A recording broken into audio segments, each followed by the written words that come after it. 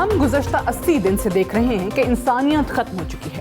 Stadiums کے اندر ہم اسرائیل کے نازی کیمپس دیکھ رہے ہیں۔ اسرائیل اور نیتن یاہو ہٹلر کے مظالم کی بات کرتے ہیں، لیکن تم ہٹلر سے کس طرح مختلف ہو؟ نیتن یاہو اور اسرائیل کے قتل و غارت کے اقدامات ہٹلر کے اقدامات سے بھی بدتر ہیں۔ ہٹلر اتنا امیر نہیں تھا جتنا نیتن یاہو ہے۔ نیتن یاہو کو مغرب کی مکمل سپورٹ حاصل ہے۔ مغرب، خاص طور پر امریکہ، نیتن یاہو کو ہر قسم کی امداد فراہم کر رہا ہے۔ اب تک 20,000 سے زائد غزہ کے رہائشی شہید ہو چکے ہیں۔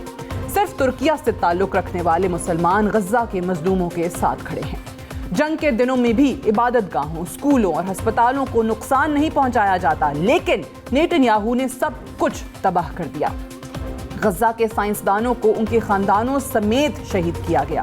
اسرائیل کی قتل و غارت کو غزہ کے صحافی دنیا کو دکھا رہے تھے، لیکن اب تک 100 سے زائد صحافیوں کو بھی شہید کیا جا چکا ہے۔ یہ الفاظ کسی اور کے نہیں بلکہ ترکیہ کے صدر رجب طیب ایردوان کے ہیں۔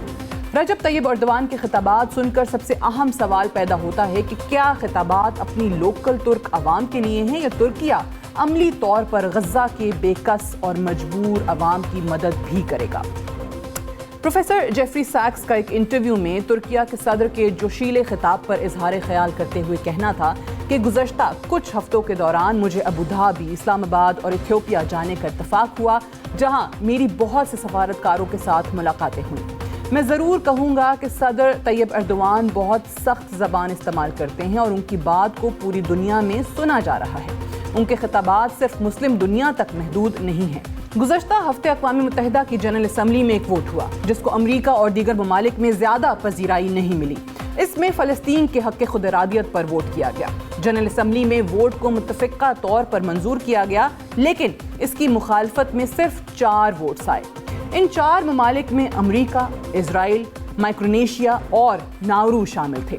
بہت سے لوگوں کو یہ بھی معلوم نہیں ہوگا کہ مائکرونیشیا اور ناورو بھی کوئی ممالک ہیں۔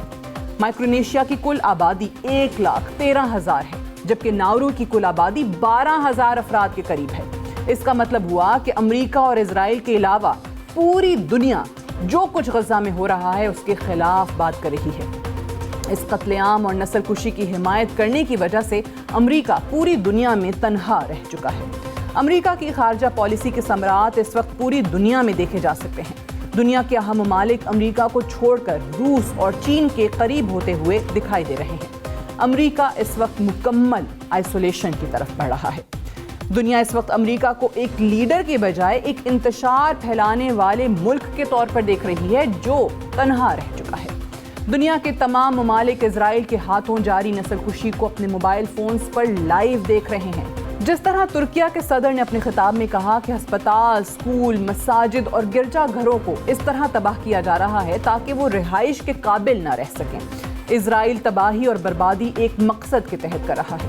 اسرائیل حماس سے لڑائی نہیں کر رہا، اسرائیل ایک گریٹر اسرائیل کے لیے جنگ لڑ رہا ہے، کیونکہ مسیحی بائبل کی ایک قسم کا خیال ہے کہ اسرائیل کو وہ تمام علاقے کنٹرول کرنے کا حق حاصل ہے جہاں اس وقت لاکھوں فلسطینی آباد ہیں۔